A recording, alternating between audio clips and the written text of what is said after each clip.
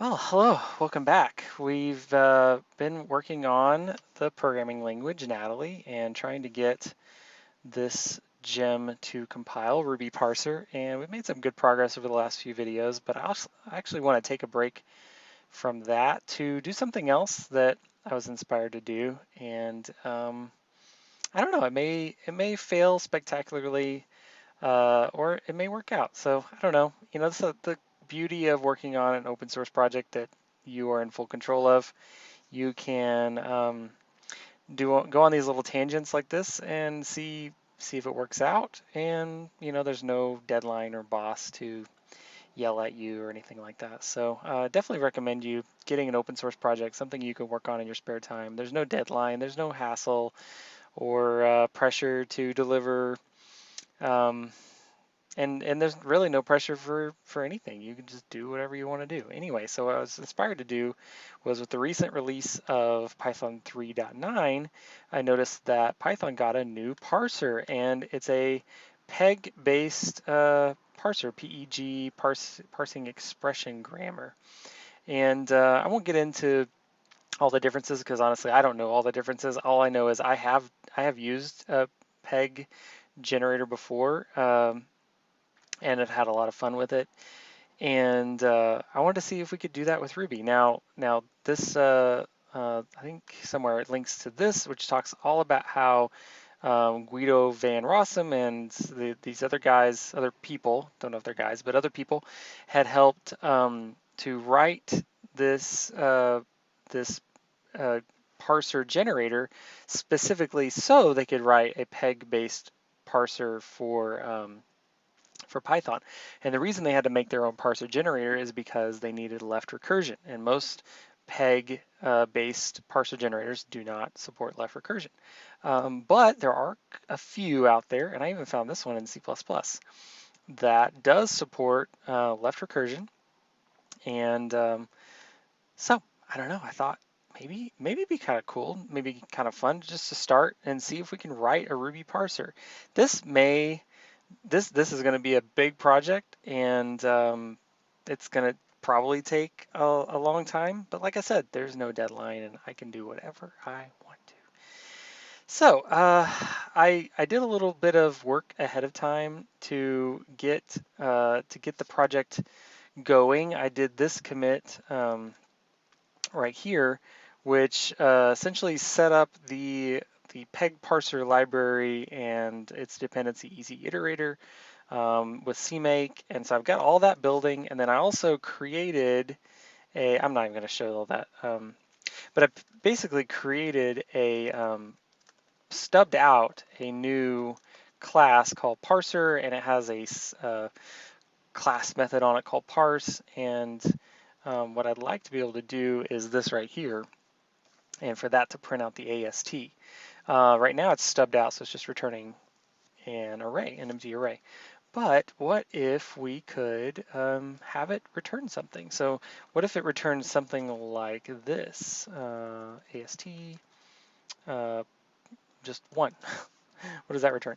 So that brings back a block. Inside of that, the literal, and then the number 1. And so by the end of the episode, a video, I'd like to be able to do something like this, where it actually handle the call for the plus operator, and it will return the literal for 1 and 3. So that's the goal for tonight, and yeah, I have about an hour or a little bit less before the kids are done with swimming. So that I just got done saying there's no deadlines, but having little mini what do you call those? I don't know, goals. Goals are good. Deadlines are bad. Goals are good. I don't know. Maybe that's my philosophy. Anyway, so parser value CPP. This is where the code would go that we want to do, and I think we just start by copying this code right here.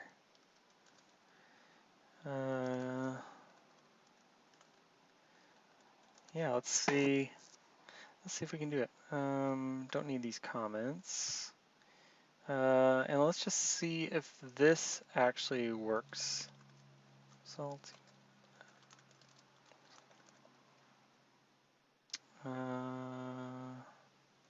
Yeah. What non-void function? Okay, return env nil object. Okay, so will that run? And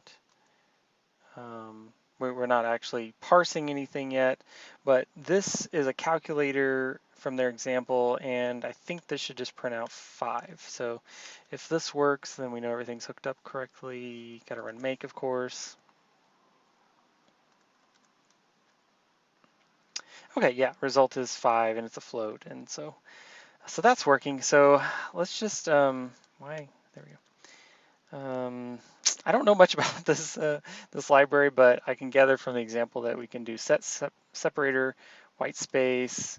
We don't need, I'm just going to comment out all that stuff, but I do want this one. So I say number, let's say this is an integer, and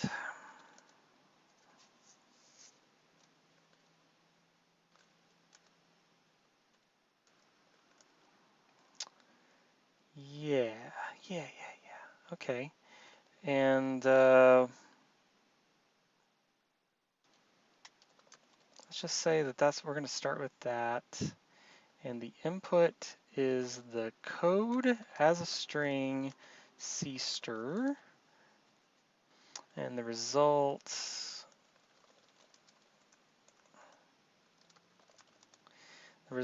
is not a float. Is it a float? Yeah, well, it's going to be an int.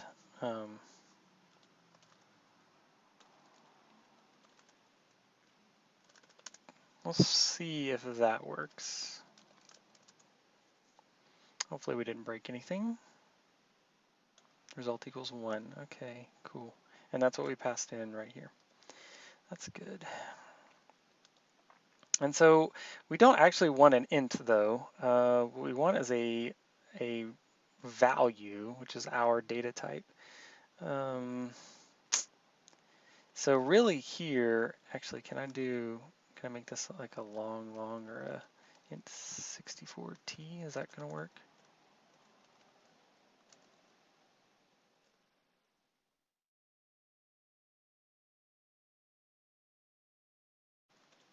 I don't actually remember the format specifier for that, something like that. Yeah, okay. So we really want to return a new integer value, and let's convert that to that. Now we don't have the env environment that we pass around everywhere in Natalie, that gets passed around all over the place. We don't have any of that. But we'll come back to that. We'll say this is a value result, and we're just going to return it.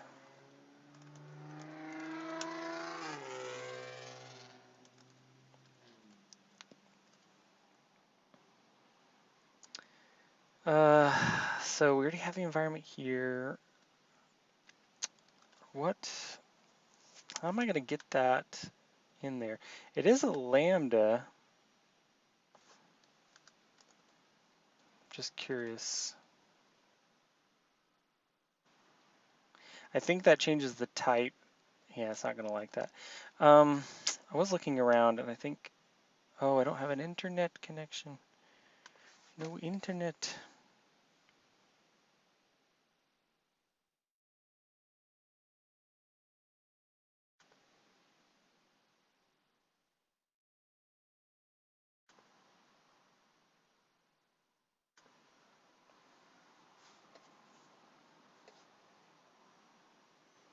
Okay.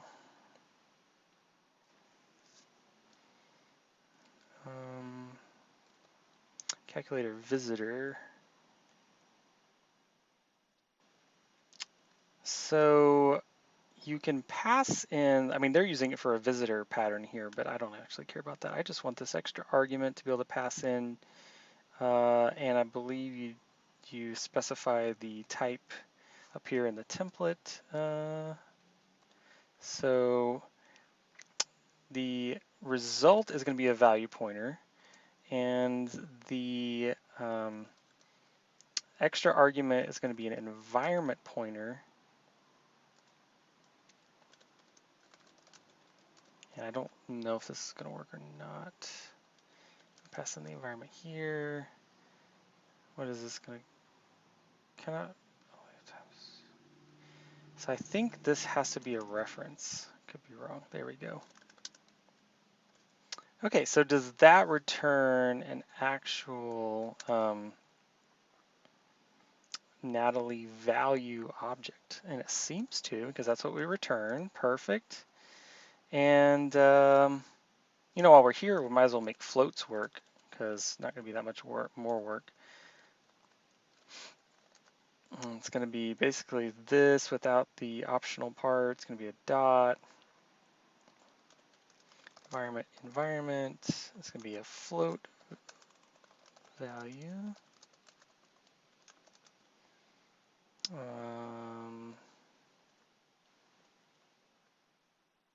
Oh, new float value.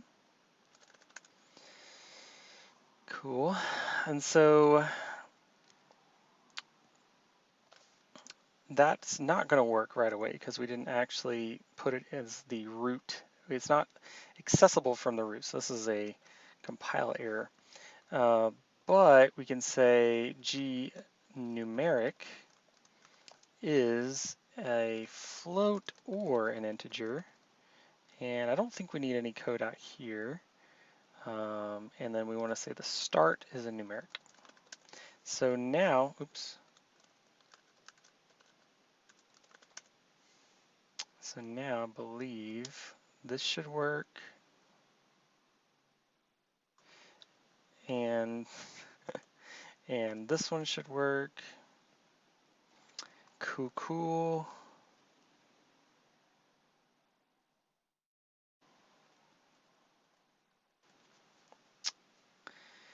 Okay, so hey, we're making good progress here. Next, let's work on the call. So what we want to be able to compile is something like 1 plus 2. And so what we want back from that is essentially this. Now, these S's are S expressions, but they behave a lot like an array. And I don't have the code written to do these S expressions. That comes from a gem. I'll probably write our own version of those S expressions. But for now, let's just return an array. So, and let's do this test driven. So if I do this, I go here, I'll do edit test Natalie, and I'll just grab a test, save as, and we'll say this is the parser test. Parser, parse, it does something. Okay, it parses numbers. So I'm going to say parser.parse 1 should equal block lit 1, like so, and then 1.2 is going to be 1.2. So let's make both of those work. What are you complaining about?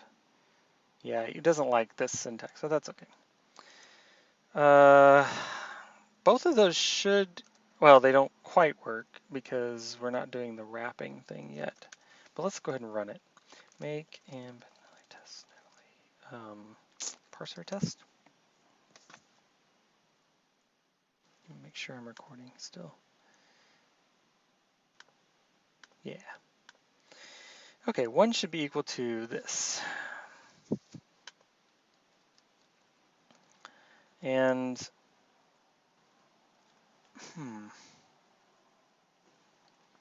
so I think I'm going to do new array value, env, and then pass in a new, symbol value intern, env lit, followed by the integer.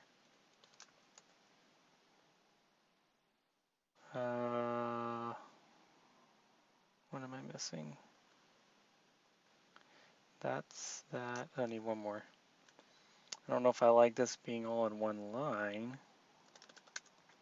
Does that get us closer to passing that first test? That gives us the array with the lit in it. And then we just need to wrap it with a block. I'm just going to cheat and do this.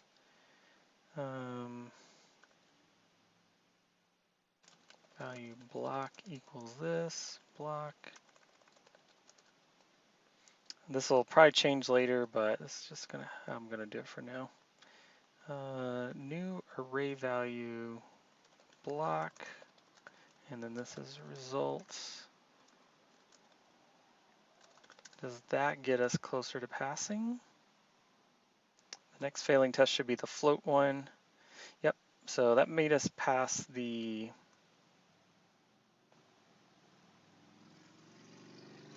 integer one, but we need to do the same thing with the float one.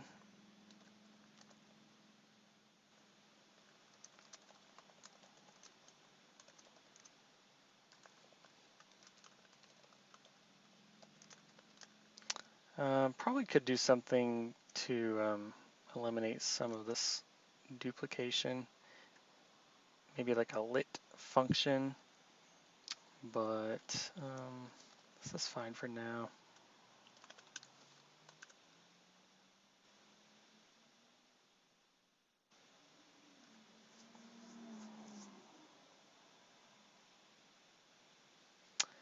It's fascinating that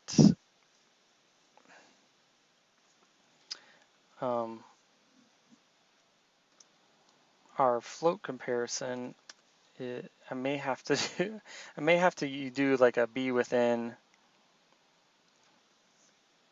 Let's just see if I can find a number that works. Probably not 1.3. Yeah, I know. I need to do like a within so much. Okay, that works for now. Good. Okay, so those work. I don't know. I'm just going to keep one line of this that I haven't used yet. This evaluate stuff, which I will need soon, I think.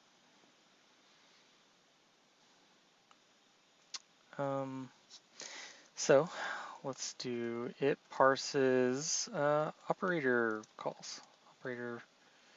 Operator calls, I guess.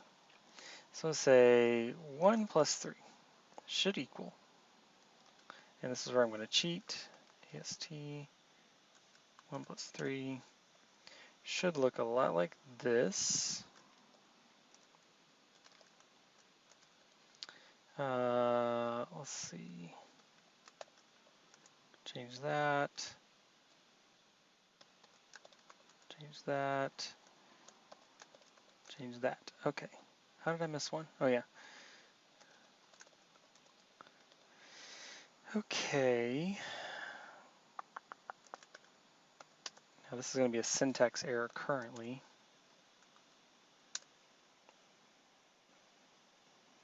Syntax error.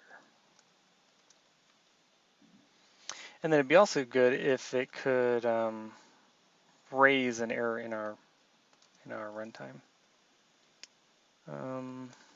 Let's say op. Just call it an op. So an op is a numeric. Well, yeah, for now it's just a numeric, followed by, say, a plus sign, followed by another numeric.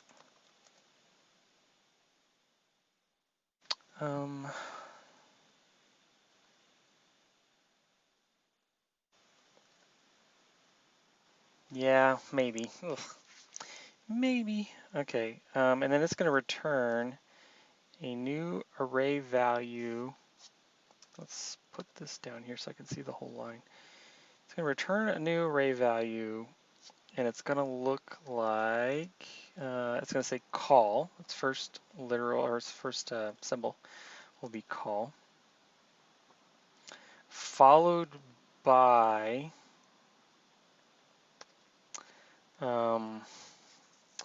the first numeric, evaluate, and I think, do I have to pass in the environment? Probably. Followed by another symbol, in turn, EV, and I guess it's just going to be a plus sign, followed by E1.evaluate,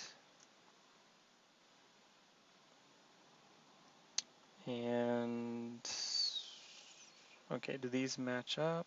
Yes. Okay.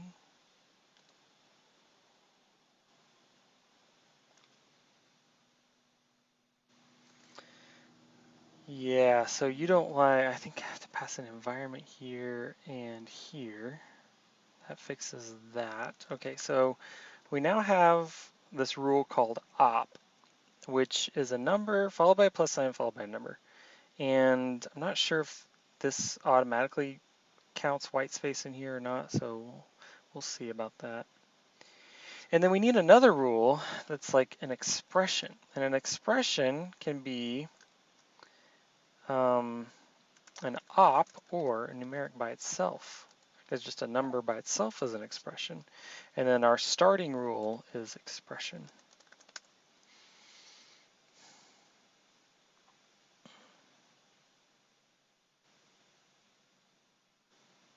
I'm sure I forgot something, but I don't know. I don't know what it is. So let's just see what happens. Whoa! It actually worked. It actually worked. Would you believe that?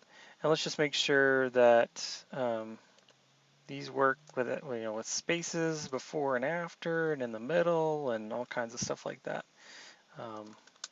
These should all be the same. Yeah. Wow. Well, that's cool. This library's pretty neat so far. I'm a little nervous that this automatic white space rule is going to bite me, because what if I need something stuck next to something else and there's no white space? But we'll cross that bridge when we get to it. Well, I think I set out to do everything I wanted to do tonight, so I guess we could you know, throw in a stretch goal or something. Well, I didn't quite, right? So like it'd be cool if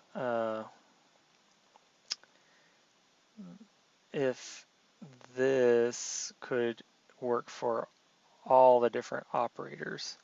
And let's go see, how did they do? They implemented add and subtract separately.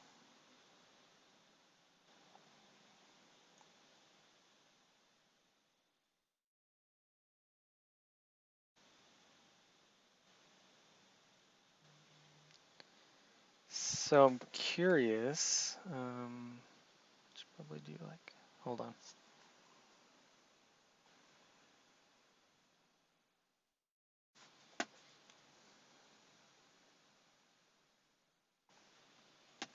Okay. So I'm a little bit curious, like how does it know that I want to capture all of this stuff? Well, let's go back. Let's go back to an easier one. Like here, all of this gets captured into e.string. But like here, this doesn't seem to be captured in any way. I wonder if like putting parens around it or something causes it to be captured. So let's just go see if in their README, did they have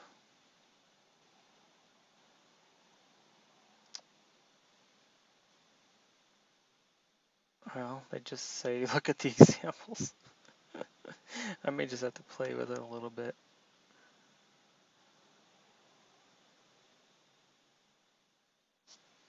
Okay, well, I definitely don't want to do an operator for, or like a rule for every possible operator. I think that would just be a little bit nuts. So, what if we do this? Like A, does it continue to match?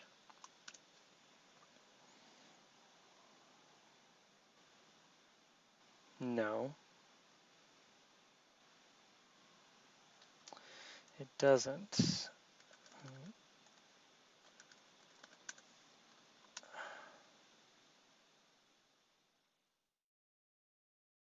Okay, so that had to be escaped. So that continues to match. How do I get at, like if I throw in the parens, does that do something? And oops, nope.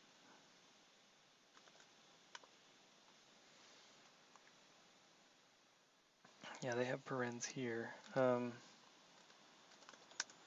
So if that does something, I would expect it to break. Like E1 should be what's inside of there. Let's just see what happens. Yeah, it didn't do anything. So maybe that means I need an operator rule. Yeah, of course I do. Of course I do.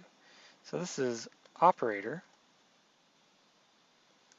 and this is going to be 2, and this is going to be E1 dot string,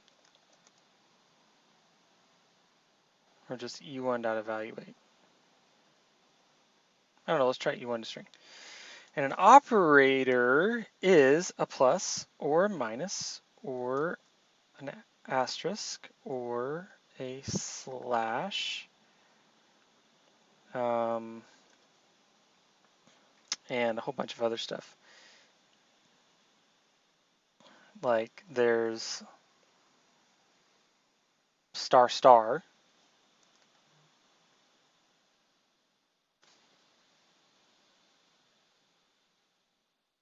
Oh my goodness gracious.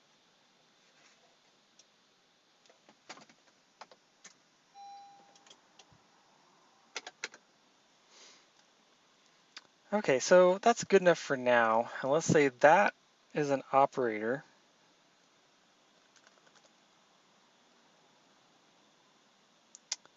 What are you complaining about? E1 string. Don't like that. That doesn't work. Evaluate, EMV, E1 evaluate. And I assume I'm going to have to make this in a thing. Give this a lambda. Return E dot string. Yeah. Did not like that either.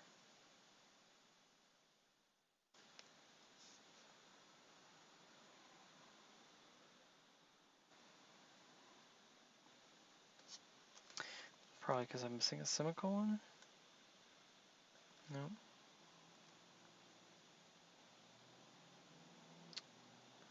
Well, what does that mean? E1 evaluate. I mean, I could make it, oh, because it has to return a value. Silly me, silly me. Okay. Right, can't return a string. Paste that. Now,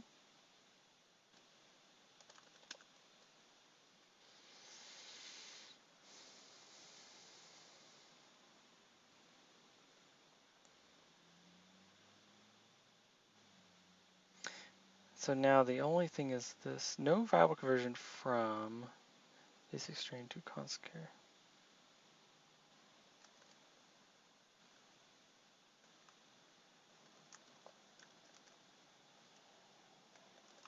char. Okay, very good, very good, very good. So now, do these tests still pass? But we have the benefit of being able to add other things like, I could just make this a minus, and we could do times 3 and divided by 3.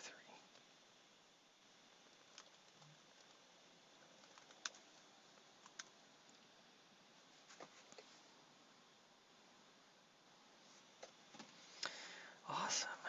Okay, so we're now able to parse some numbers and some operator stuff. Well, I'm only halfway done with my time here. What if we try to parse something else? What else can we parse? How about a string? How about a string? It parses strings. Parser.parse. Let's do it this way so I can, yeah. Say foo should equal block. Is it a literal? I don't remember. AST. It's a stir. It returns a stir, and I'll make sure this works with both double quotes and single quotes.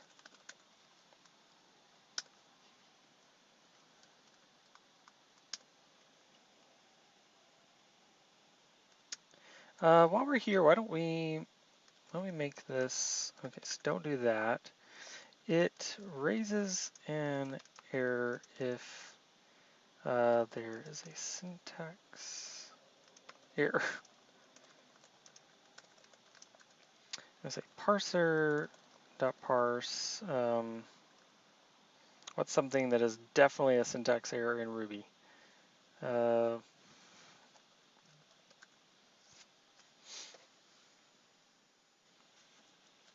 if I just do that by itself, what if I just do a closing paren? Okay, closing paren is definitely a syntax error, so let's just do that. I don't actually remember how we did this. Support spec raise error. So I think I can do this. Should raise error. Syntax error.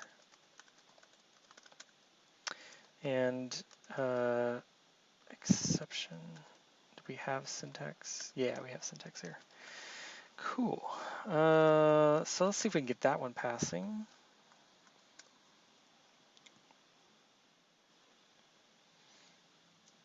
Right, so just it called terminate directly.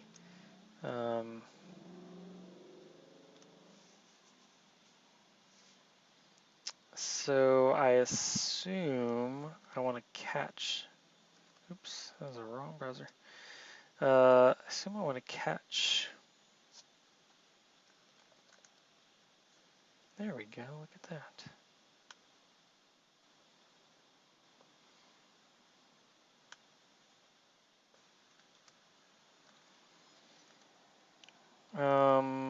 Is it just when you do the .run? Probably. So, yeah, so if I do try here,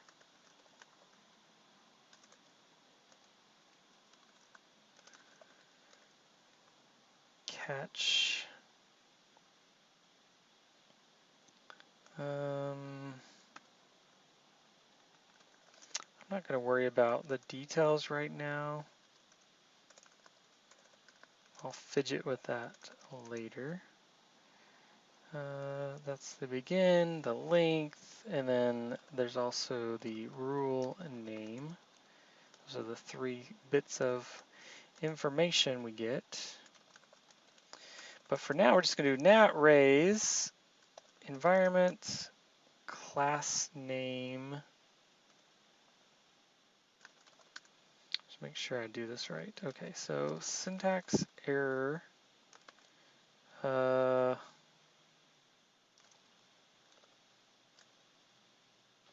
What was the error here? Let's just do syntax error and no arguments, and we'll raise that. And we'll say value results like so. And now, hopefully, we get a real error. Yay. Cool, cool, cool. Okay, so we're going to uncomment that.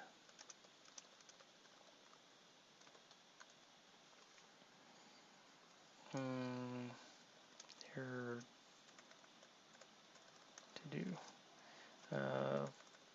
Return friend.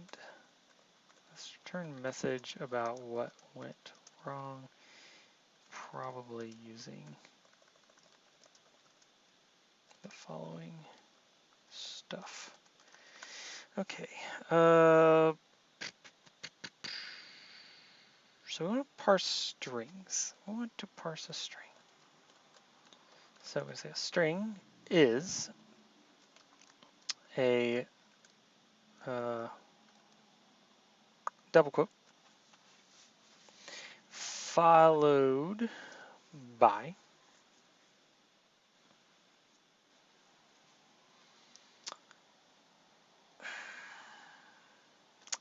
any number of characters. I think I can do a star there. And then followed by a double quote again. Let's do that for now. And then a character is, what's a character? Let's see, it's anything except a double quote, or it's a, now this is going to be fun, it's a backslash followed by pretty much anything.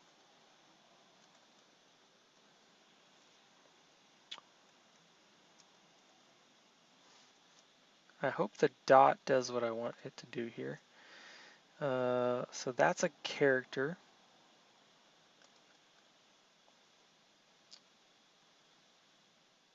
Now possibly the problem with this is I don't want to return that into a value.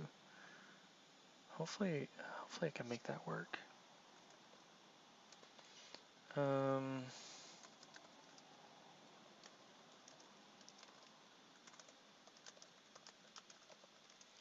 String value env, and then we need the string. Let's just do eString for now. Nope, just eString. I don't think this is right. In fact, I'm pretty sure it's not. String value. No matching constructor for initializations of string value. Oh yeah. C-stir. What happens? I mean, sometimes you just gotta run it and find out. Okay.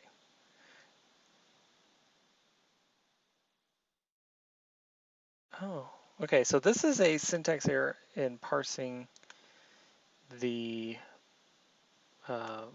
grammar itself, I believe, because we're catching a syntax error here, so it must be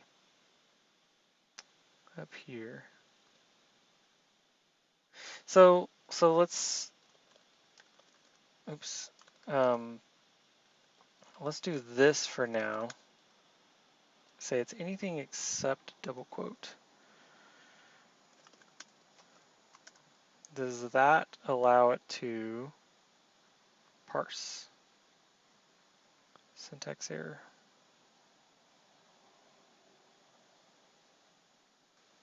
Fascinating. Oh, right, because we did not include, so it's going to be a string or a number. We did not include the string as in our expression rule. Well, that didn't seem to fix anything, did it? Let's make it even simpler. Let's see if we can parse an empty string. This should be empty. Okay, no. No, no, no, no.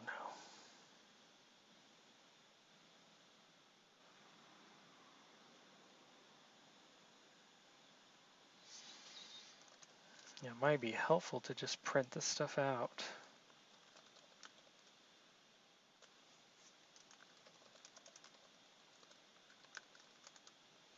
This is length, and this is rule.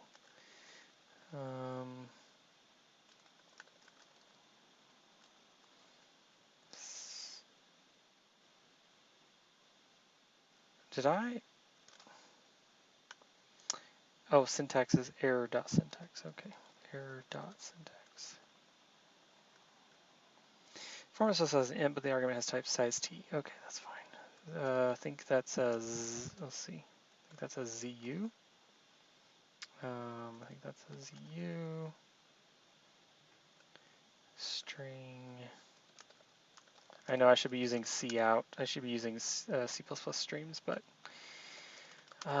one of these days I'll learn how all that stuff works. Does that give me some more information?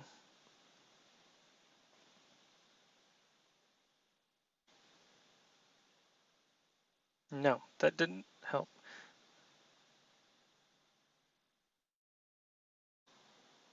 Yeah, it's 0, 0, and expression. Syntax error. Huh, well.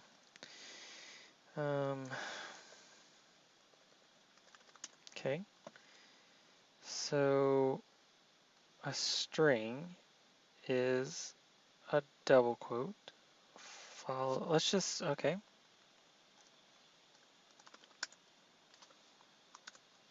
Sometimes you just got to go back to the fundamental core of something. Okay, making some progress here. We're supposed to return a new array value env, and then it's going to be a symbol in turn with a stir, followed by that, followed by this and this. Okay, so that test should pass. No, of course not. Oh, because we're returning everything. Can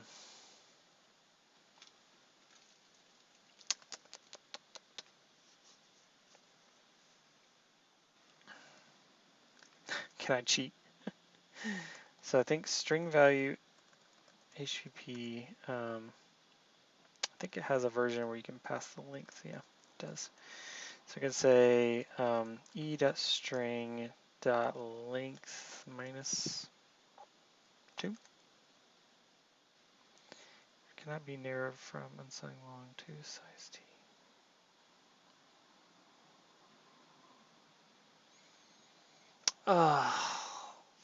So if you have a string that consumes all your memory,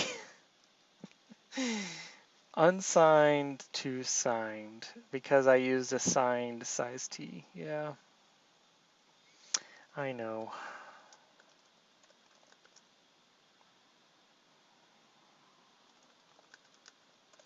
This is gross. This is so gross.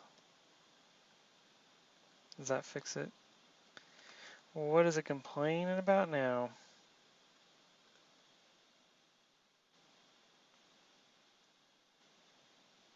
Oh, okay. Yeah. Okay, does that get rid of the extra quotes? Okay. does.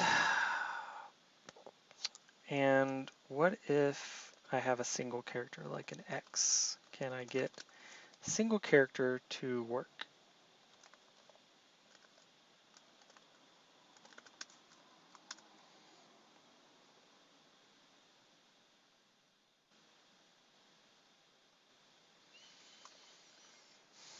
Maybe there has to be like a space there or something. Maybe it needs parens. I may have to go look through the example code to see how they did that.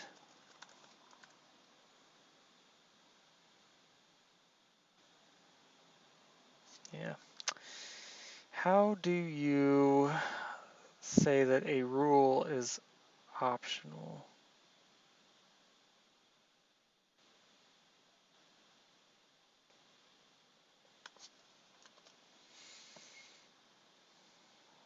Okay, JSON parser. Surely there's something in here.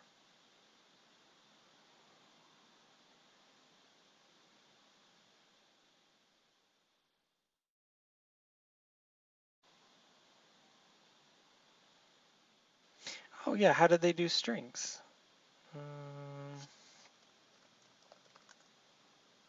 Oops, string.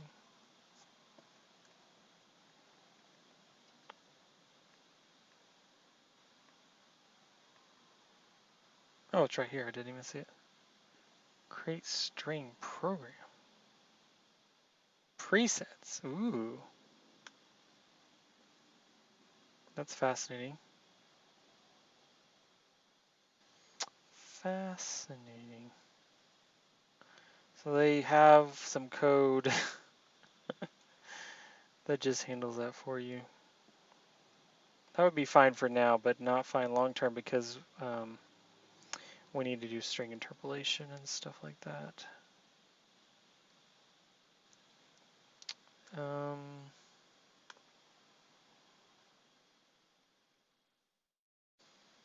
Yeah, create string program. Well, let's go. I mean, so it looks like set program rule. I guess you can do the set program rule instead of the shorthand, but create string program.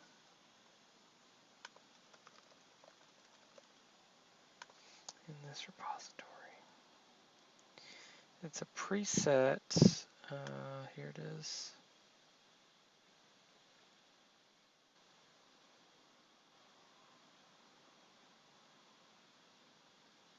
They have quite a few of these. It's kind of cool.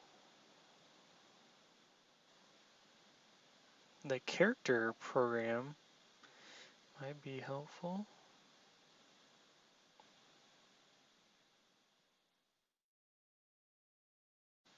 Ooh, fascinating.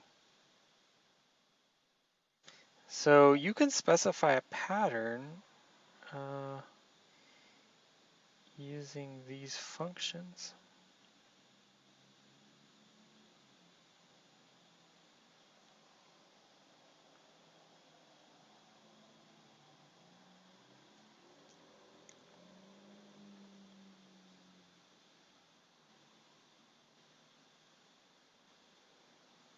I wonder if that's what you have to do if you kind of get beyond the basics. Maybe you have to use this sort of thing.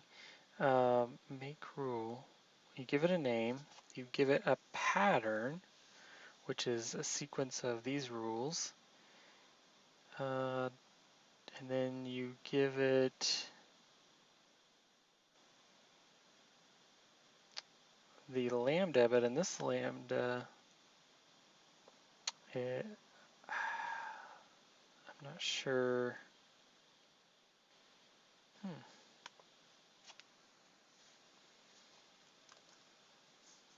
Not sure.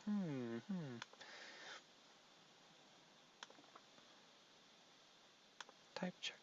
What does this do?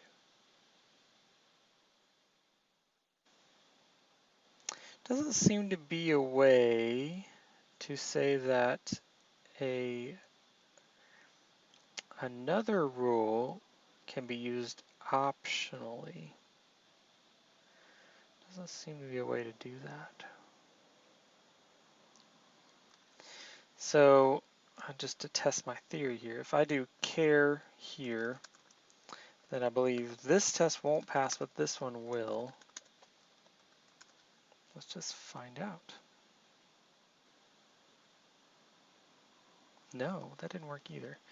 So my character rule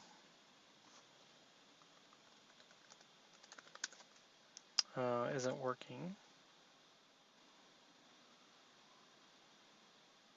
Okay, it is if I use the exact character, but if I do anything except double quote,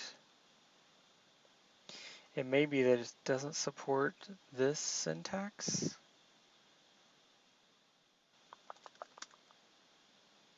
Oh, surely it does. Surely, surely, surely. And don't call me Shirley.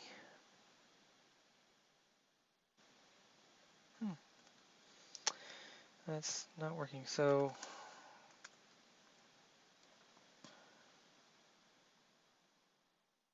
yeah. So this syntax doesn't seem to work, but if I do X and Y, that works. Okay. So you can't say anything except a character. This library might be a little bit limited.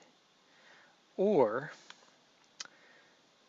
it might be that I need to learn the other way of doing things.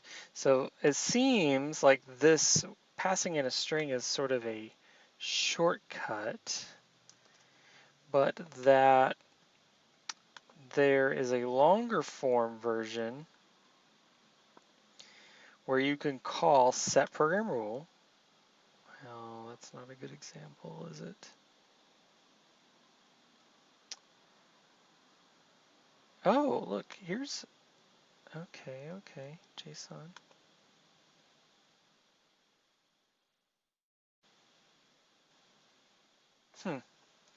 So you can do any number of another rule, at least with parens, so that's good to know. But what about, let me see if I can get back to that code. Presets.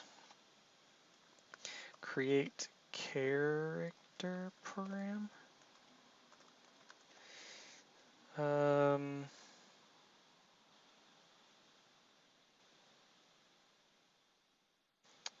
This might be pretty cool. Let's see if we can use their character program.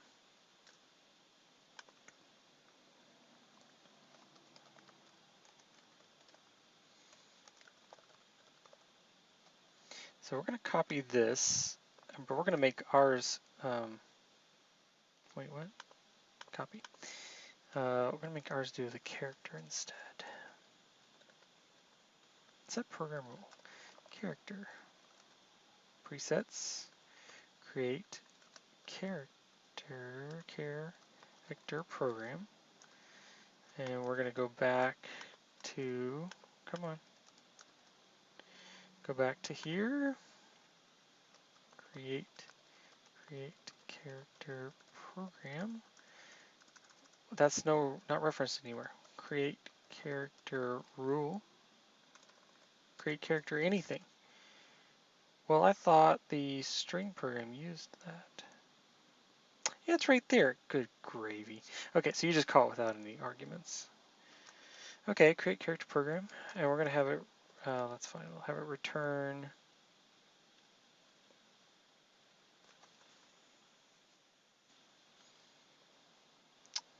JSON evaluate. Blah. What if I just do this? Does that work? Does it work if I don't pass in the lambda? That's not going to work. Oh, I know this isn't going to work.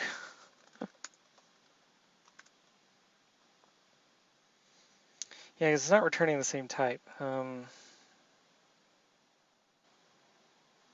Pretty sure that's what it is. Ugh.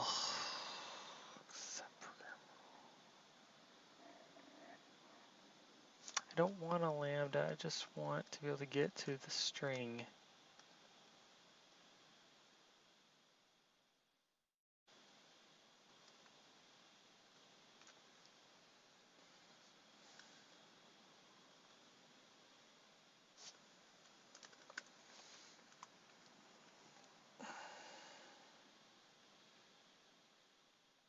No match call to.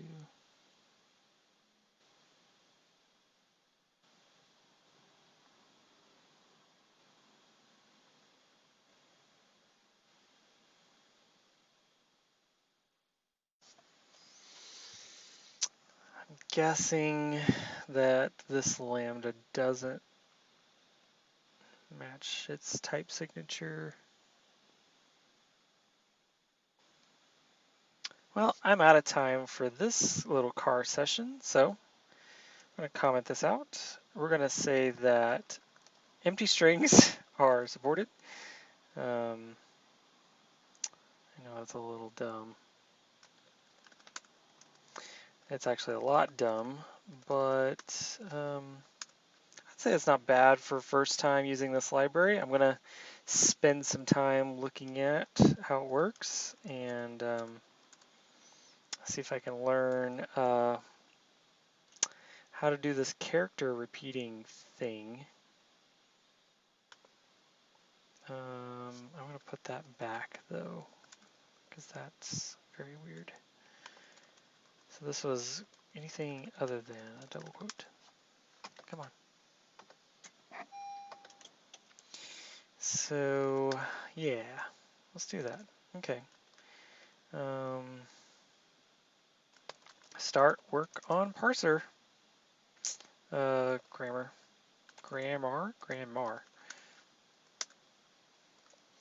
And well, call that a night. Why is that on? Oh well. Call it a night. Thanks for hanging out with me in the car. And this has been kind of fun working through this long road ahead, I'm sure. And I know what I'm getting myself into. No, I don't. I don't fully know what I'm getting myself into, but I have a decent idea of what I'm getting myself into. I'd like to give it a try. I'd like to see what happens with it. So if you have ideas or feedback, please leave a comment below. Thanks for watching. Thanks for hanging out. And I guess I'll see you next time. Bye.